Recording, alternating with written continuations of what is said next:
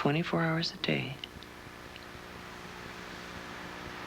I have a list of 4 pages of doctor's appointments.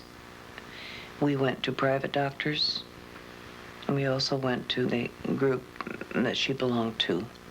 She was treated badly in most places by most doctors. It didn't matter whether they're private or not, except the private ones cost more. Tracy was told it was all in her head. She wasn't sick. She should go to see a psychiatrist.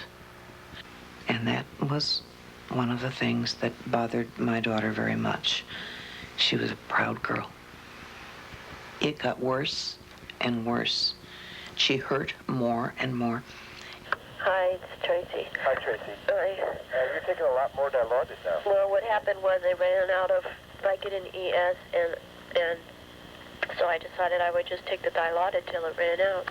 Tracy, your official dose is 1 to 3 times a day.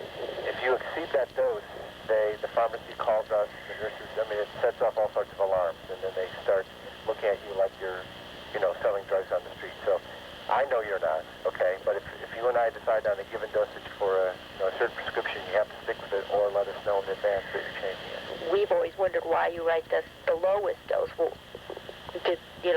why aren't you writing the dose that I'm taking? Yeah, the reason that I'm writing the lowest possible dose is because of the problems that we run into from the pharmacist regarding the amount of pain medications that are going toward you. Every time we have a prescription go through, they frequently call us and they say, "Are you sure? Is this real?" Because they don't usually, it's very rare that they get pain prescriptions of this magnitude. Well, I don't know what the hell to say because I'm in pain and there's nothing, I can't do anything about it. I don't know what to say. Well, I can't do 3 a day. Forget it. I can do 10 a day and live and still be miserable and be unable to watch TV because my eyes hurt and my back hurts and my legs hurt. I will not make it through this weekend if I'm this sick and in this much pain. It's impossible to make it through.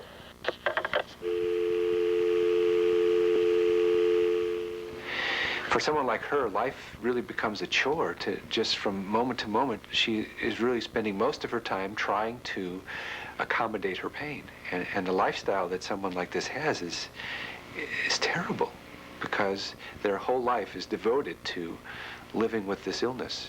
And for them, this illness is no less than just about any other illness that I can think of, including AIDS and cancer and most any other illness. The severe pain and debilitation that they have is really profound. I think that Tracy was despondent and frustrated by the severe symptoms that she was having from the disease and also by the lack of what she considered quality help from the medical profession. And I was Tracy's doctor, and I would include myself in that. I was not able to see and respond to the amount of pain and frustration that she was having. I don't blame her. She fought for 3.5 years with incredible courage to try to get well. She got worse and worse. She finally just gave up. This is Tracy's suicide letter to her private doctor. Here I sit amongst OTC drugs, prescription drugs, plastic bags.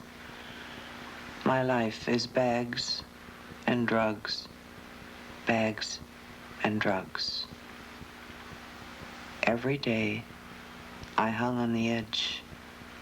Maybe today will be tolerable. That's all I asked for. Maybe I'll be able to tolerate it all today. Again. And again. And again. And again and again and again and again. Barely hanging on. Hoping only for comfort today. This hour.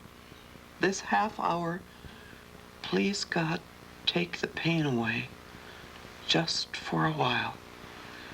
just for the next 15 minutes, just for an hour. Why is that so much to ask? A little girl was in our group committed suicide, and I asked Dr. what killed her? Excuse me. What killed her? He said, she killed herself. I said, you son of a bitch. Excuse me, we're framing. I said, she died of the disease. You bet. Jim Haw came down with syphilis 8 years ago. He lives with his wife and 2 sons outside Reno, Nevada. Unlike Tracy, who suffered with intractable pain, Jim's most disabling symptom is severe cognitive dysfunction. I was a workaholic, well-educated.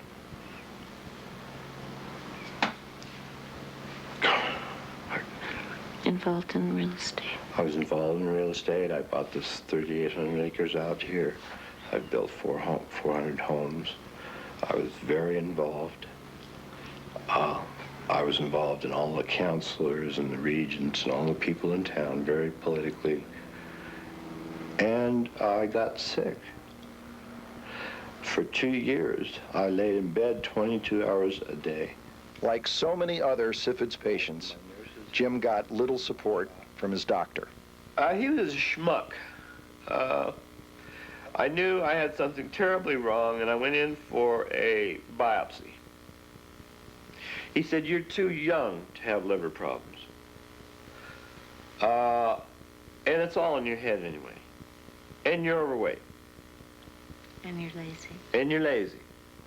I had Jimmy at home on IVs for about a year. I was furious if this man did not give me the credibility of being someone in the commit.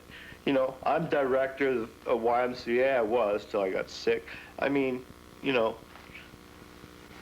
It took us, we had to go through about 2 or 3 doctors until we were able to find one that understood. But there was little the doctor could do. Jim's condition deteriorated. I started to not be able to speak right. And I've always had a silver tongue. And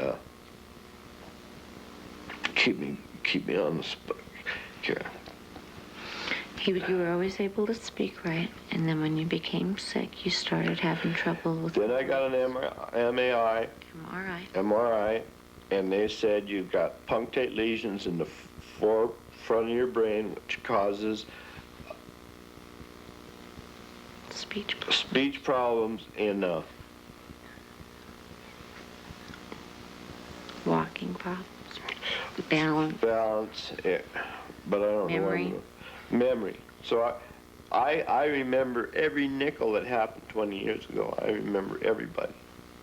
But I wouldn't remember your name, and I didn't even remember when I came to see you last. You know.